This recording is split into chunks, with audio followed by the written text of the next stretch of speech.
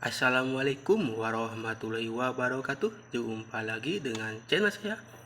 Apa kabar teman-teman semua? Mudah-mudahan selalu diberikan kesehatan. Seperti biasa, sebelum lanjut jangan lupa di subscribe, like, dan komen agar teman-teman semua tidak ketinggalan informasi-informasi terupdate dari saya. Oke, di kesempatan kali ini saya akan merespon komentar-komentar di konten BTF Pro Scam. Sebenarnya sudah pernah saya berulang kali saya bahas.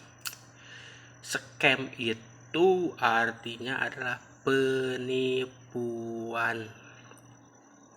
Oke, paham? Dalam bahasa Inggris, penipuan itu adalah scam. Scammer berarti penipu. Kenapa saya berani bilang BTF Pro itu adalah penipuan? Saya tahu kronologinya. Mereka sendiri kok yang bilang BTF Pro itu ROBD Reborn, berarti ya reinkarnasi daripada ROBD. Sedangkan ROBD itu scam, sudah tutup. Dan nasib para member juga itu mengenaskan, yang rugi juga banyak. Ini ada yang ngajak ngopi. lucu. Silahkan. Ada yang mau ngajak ngopi, katanya tuh kan BTF Pro masih bisa dibuka. Iya, itu saya tahu. Di konten saya BTF Pro Scam itu yang saya cermati, yang saya telusuri itu yang memang dibekukan, bro, bukan yang memang masih bisa dibuka.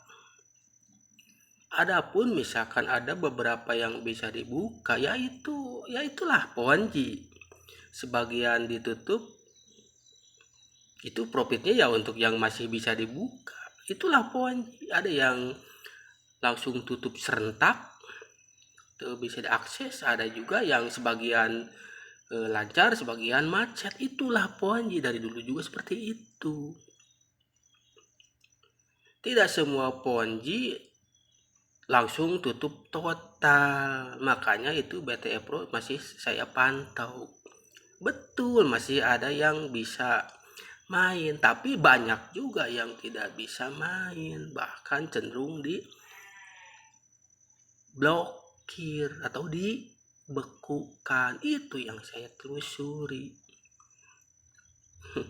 Ini lucu, bahkan mainnya kurang jauh, justru ente yang mainnya kurang jauh.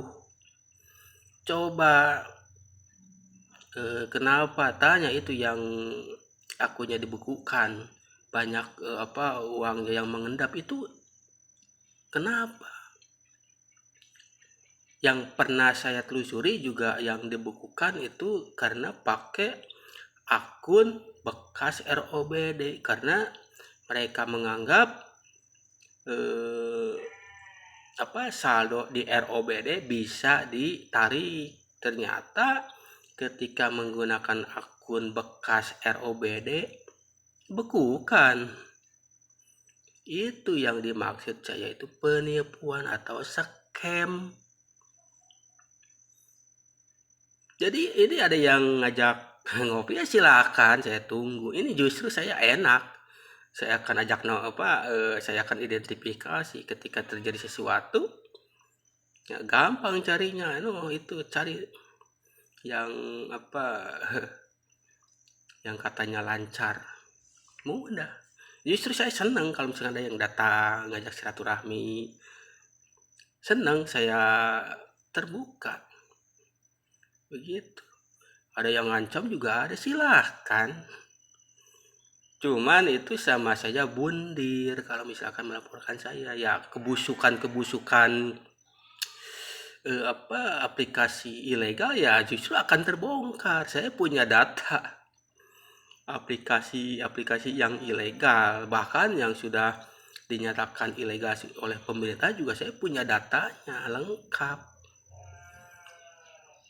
Data-data para korban juga saya menyimpan bentuk screenshot maupun yang nomor-nomornya juga ada.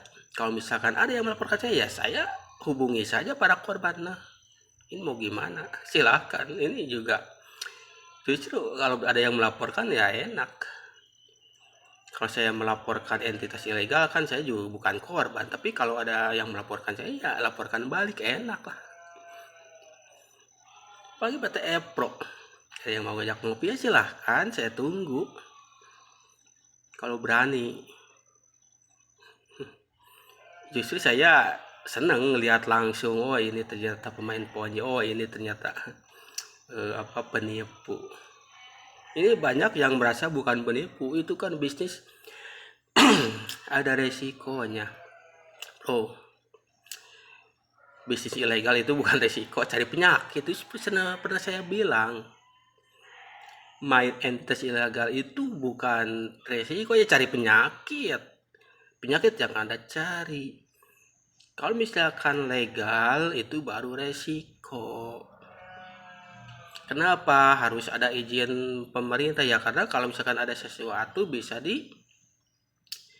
misalkan nih ada suatu trading yang melakukan kecurangan, itu bisa dicabut izinnya. Itu mereka tidak mau diizin karena kalau yang legal itu mereka berpikir jangka panjang bukan jangka pendek, seperti penipuan bisnis skema Ponzi. Mereka gak pikir panjang, walaupun tutup ya yang penting sudah cuan, ya udah bikin lagi entitas baru. Begitu cara penipu. Mereka akan kejar-kejaran dengan ya regulasi. Jadi ini lucu juga, ada yang bilang mainnya kurang jauh lah, saya kurang paham lah. Silahkan. New Era Media ini contoh, New Era Media juga saya di-kick dari grup. Katanya saya perusuh, padahal saya ngasih tahu. Begitu.